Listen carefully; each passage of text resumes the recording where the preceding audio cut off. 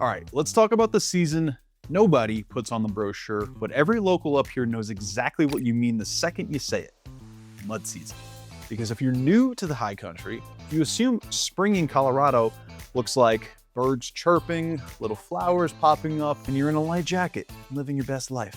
And then you show up in late April and realize it's 28 degrees in the morning, 55 in the afternoon, there's slush in the shade, the trails are an absolute mess, and half the town is either closed, deep cleaning, or emotionally recovering from ski season.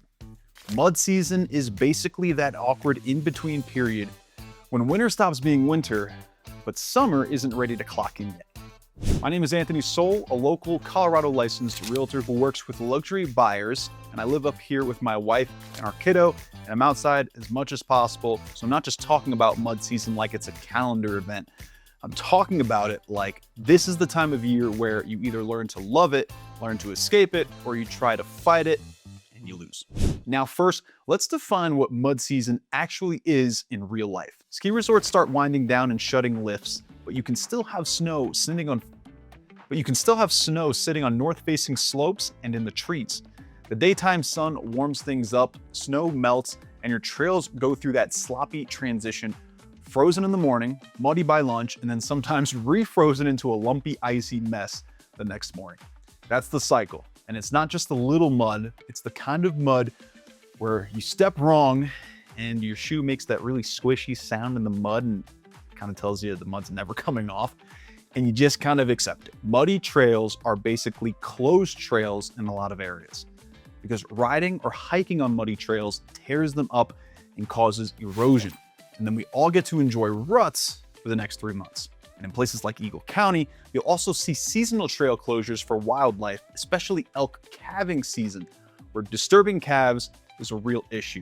And the guidance is basically respect closures and treat muddy trails as closed. So, what do locals do? Two things. One, we either pick the right surfaces, paved direct paths, dry lower elevation options, or places that melt out early, or two, we leave. And leaving is where mud season kind of gets awesome. Let's talk Moab. Locals know exactly what I'm talking about. See locals loading bikes, camping gear, climbing gear, and just vanishing west. You get desert riding, hiking, climbing, canyons, and you're not waiting until June for the mountains to dry out. Now, late April and May can be a sweet spot to go somewhere warm because a lot of the country's in that heads down season. If you want to disappear to Mexico or Costa Rica for a bit, which my wife and I do often. But let's be honest, some locals just don't leave. Some just enjoy the quiet. And this is the part about mud season that's hard to explain until you experience it. Summit County feels like a little bubble again. The traffic calms down, restaurant waits drop. You stop feeling like you're living inside somebody else's vacation. Now let me drop in two quick personal stories because they explain the two extremes of mud season perfectly. The first one was during COVID. And yes, COVID was a one-off world event, but the feeling was very similar to a low tourism mud season. Everything just got quiet. Summit County felt empty. And we ended up camping basically every weekend, like 10 or 11 weekends straight. And it was one of those stretches where you look back and realize, okay, that was weird timing, but man, we were outside nonstop. And it's the closest thing I've ever experienced to having the trails and nature in Colorado mountains almost all to yourself. That's the mud season magic when it hits right. You can actually get out there, breathe, and not feel like you're in line for the wilderness. The second story, polar opposite. Year mud season basically never showed up because winter just wouldn't let go.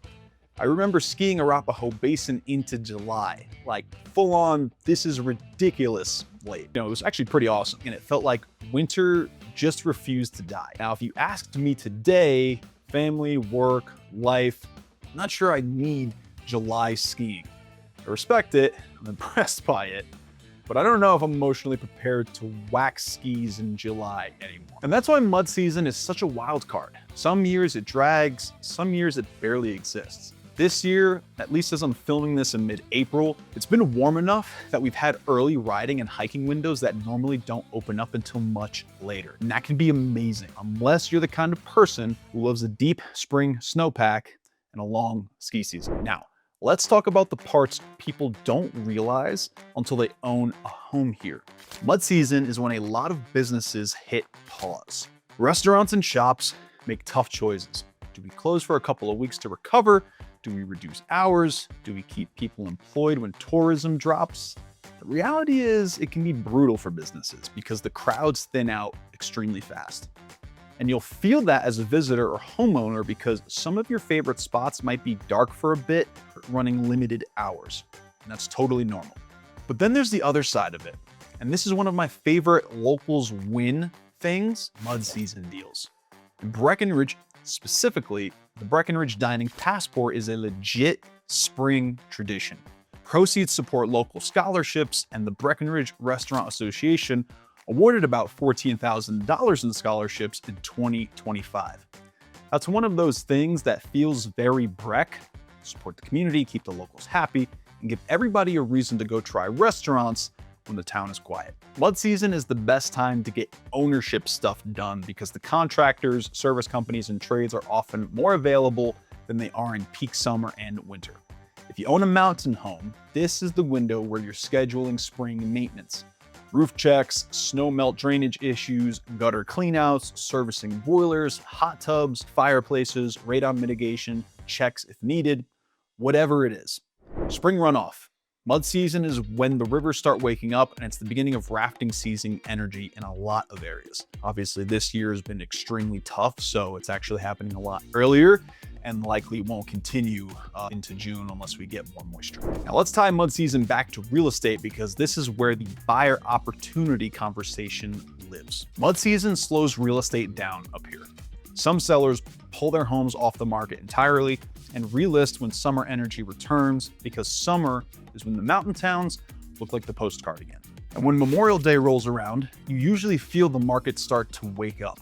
When July 4th hits, summer is fully online. But if you're a buyer, mud season can be sneaky good. If a property is still sitting through mud season with big days on market, that's information. So if you've had your eye on something and it's still available while the town is quiet, this can be your window to negotiate. You're not competing with the same crowd you're competing with in July. The trade-off is that inventory can be thinner. So you might have fewer choices, but the choices you do have may come with more leverage. And for sellers, mud season is basically the opposite lesson. This is where you find out if your listing is positioned correctly. If it shows tired, if the photos are weak, buyers assume bigger problems. And in a slower season, you don't get a lot of second chances because fewer people are watching.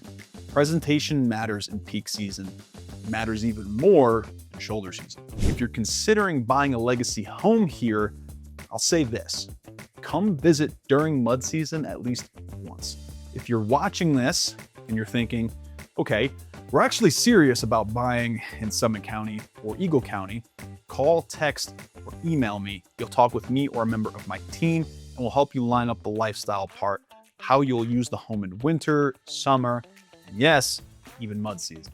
Then we'll narrow neighborhoods, and then we'll go find the right property and negotiate it in the right way.